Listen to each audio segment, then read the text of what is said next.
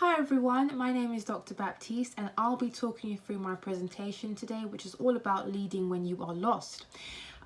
So it may not make sense to you now, but throughout the presentation you will slowly understand what I mean when I say this.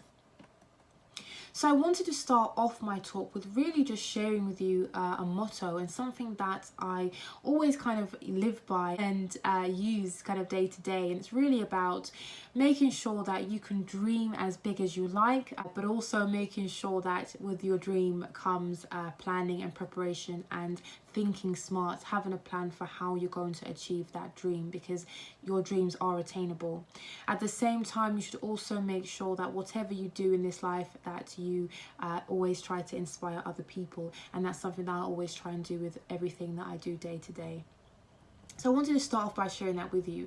Now I'm going to tell you who I am.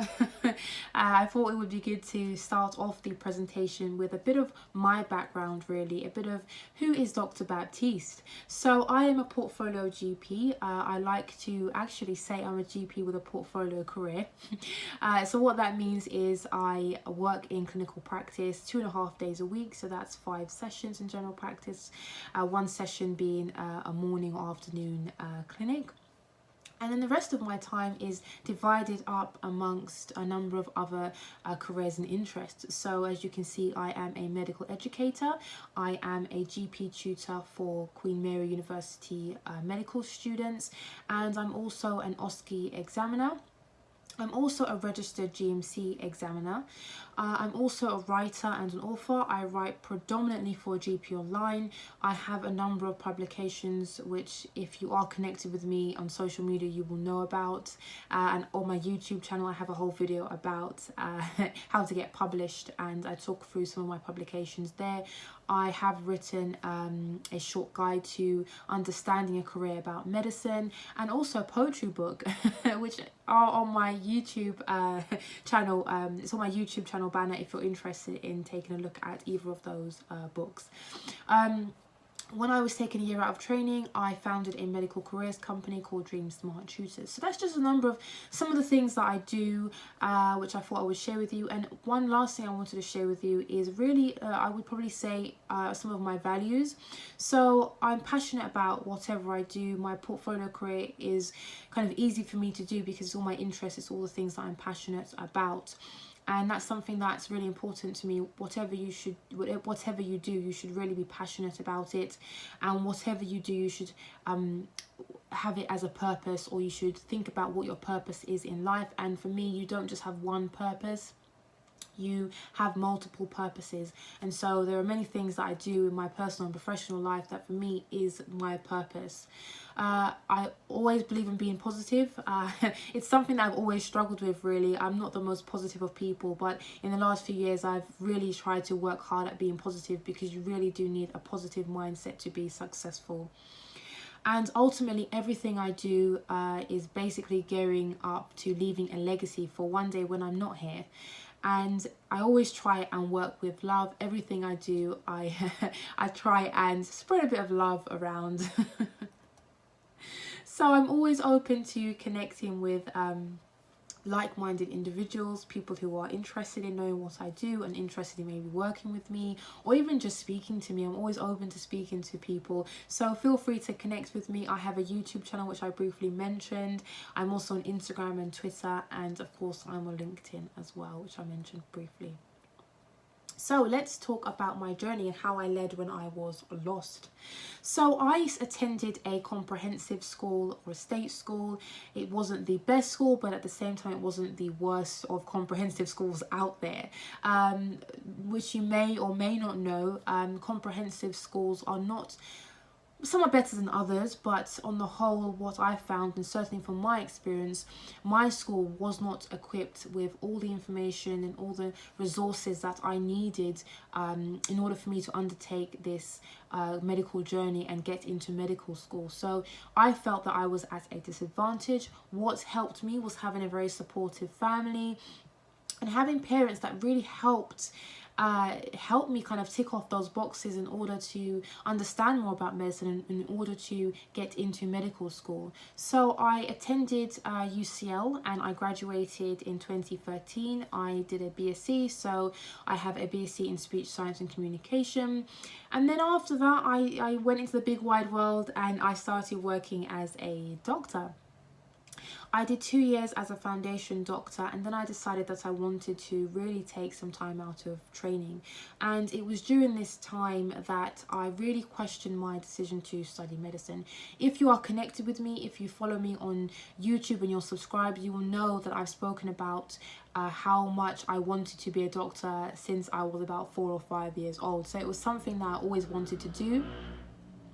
It was always something that I wanted to do, and there wasn't any other career that I felt suited me and suited my personality and what I wanted to kind of get out of life and what I wanted to give back to the world. So medicine was always there and at the forefront of my mind and something that I worked towards. But during my foundation training, I was met with a lot of challenges, a lot of things that I felt that I wasn't really aware of. Although I was a medical student and I was on the wards, it's not exactly the same as working as a doctor. And so for me, it was a point where I needed to kind of just take a break. I needed to really think about whether this was something I wanted to keep doing. And at that time I was burnt out. I was, as a doctor, you're working long hours and you may not see your family and friends as much as you would like. And for me, that was something I always was a little bit frustrated by. And yeah, I just thought I needed to take some time out to really just figure out where I was going next and if I still wanted to be a doctor. So long story short, I realized that I still wanted to be a doctor. The passion that I spoke about earlier, the passion was still there. And I realized that actually it wasn't me, as I would put it, it was the system. It was a lot of things that I saw in the NHS that I wasn't particularly happy with. And I thought, well, okay, so if I want to be a doctor, the passion is still there. How can I then navigate this system? And for me, it was all about general practice. I hadn't really considered general practice before that time. I started off medical school thinking about ENT. Then I thought about cardiology. I did a grand round and I worked with a really good consultant, and I considered a career in neurology. So I was kind of back and forth really, and it was only during my year out of training that I realised that actually general practice had so many positives about it that it was really a career that I felt I was suited to and something that I really needed to pursue. So I chose general practice for a number of reasons, and that's just some of them. And then I became a GP and started my portfolio career. Well, actually, that's not technically true. I started my portfolio career when I took my year out of training. So again, it was during that time I did a lot of networking. I went to a lot of events, and that's when I realised that I still wanted to be a doctor. But it was also at the time when I rediscovered myself, so to speak. I did a lot of things that I had neglected when I became a doctor, and even towards the end of medical school, really. So during my year out of training, I felt very, very lost. This was something that I wanted to pursue for a very long time, medicine, being a doctor, and then to just suddenly to be at a crossroads and not know where exactly you're going was very distressing, very worrisome for me. However, I still tried to give back to society. I still tried to contribute positively to society and to help other people. And I picked myself up and I found something that I felt I was very suited to. So what can you do if you're in a similar position, whatever you're going through at this current point in time? What are the things and the steps that you can take to really find your own way in this journey, in this life? So what can you do? Well, know that number one, it's okay. It's okay to feel lost. For instance, like myself, there are times when we have to question our decisions. There are times when we are forced to reevaluate where we are in our own journey. And that's not a bad thing. It's actually very good. It's very good to reflect, to think about where you are and to think about yourself.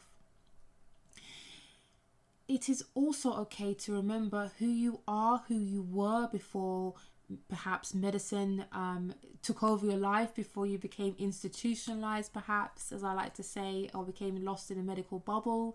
It's okay to remember who you are, who you were before things kind of happened. And yes, I think it's important to revisit who you are, who you were from time to time, and that goes hand in hand with just a general reflection, really. I really want to just leave you with some final words, really, in terms of being kind to yourself, being kind to other people.